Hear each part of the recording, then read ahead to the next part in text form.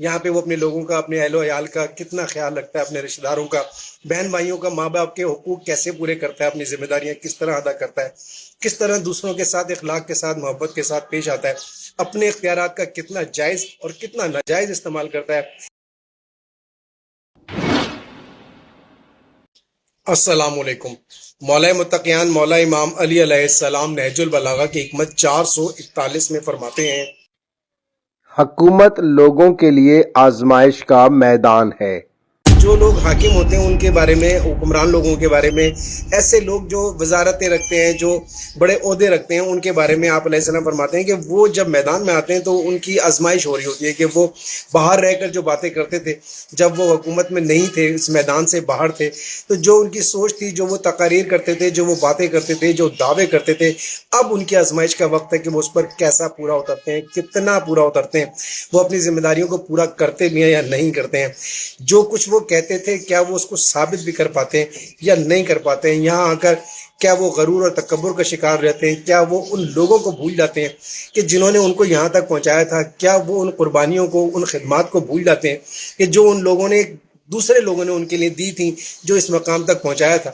بہت سے لوگ ایسے ہوتے ہیں کہ جب اس مقام پر پہنچ جاتے ہیں تو ان سب چیزوں کو نظر انداز کر دیتے ہیں، سب چھوڑ دیتے ہیں، اور پھر وہ دنیاوی مفادات اور عیش و عشرت کی زندگی بسر کرنا شروع کر دیتے ہیں، اور اس طرح سے اس آزمائش میں فیل ہو جاتے ہیں، بالکل ناکام ہو جاتے ہیں۔ آپ علیہ السلام کے اس فرمان کو صرف یہیں تک محدود نہیں رکھنا چاہیے۔ ہر وہ شخص کہ جو حکم چلا سکتا ہو، جس کا حکم مانا جاتا ہو، چاہے وہ کسی بھی جگہ ہو، کسی بھی میدان میں ہو، وہ ایک چھوٹے سے میدان میں آزمائش میں ہوتا ہے۔ مثال کے طور پر اگر کوئی گھر کا سربراہ ہے تو وہ گھر میں حکم چلاتا ہے، اس کا حکم مانا جاتا ہے، بس یہاں پر وہ اس کا ایک میدان ہے، یہاں پہ وہ اپنے لوگوں کا، اپنے اہل و عیال کا کتنا خیال رکھتا ہے، اپنے رشتہ داروں کا، بہن بھائیوں کا، ماں باپ کے حقوق کیسے پورے کرتا ہے، اپنی ذمہ داریاں کس طرح ادا کرتا ہے، کس طرح دوسروں کے ساتھ اخلاق کے ساتھ، محبت کے ساتھ پیش آتا ہے، اپنے اختیارات کا کتنا جائز اور کتنا ناجائز استعمال کرتا ہے، یہ سب چیزیں اس میدان میں اس کی آزمائش کا باعث بنتی ہیں، اور بہت سے لوگ ایسے ہوتے ہیں کہ اس میں ناکام ہو جاتے ہیں۔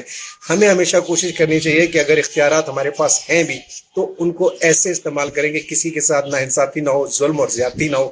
ہر کسی کے ساتھ اس کو پوری آزادی کے ساتھ اسے پورا حق حاصل ہو کہ وہ اپنی زندگی اچھے طریقے سے گزار سکے، آزادی کے ساتھ ایک اچھے ماحول میں پرسکون زندگی گزار سکے۔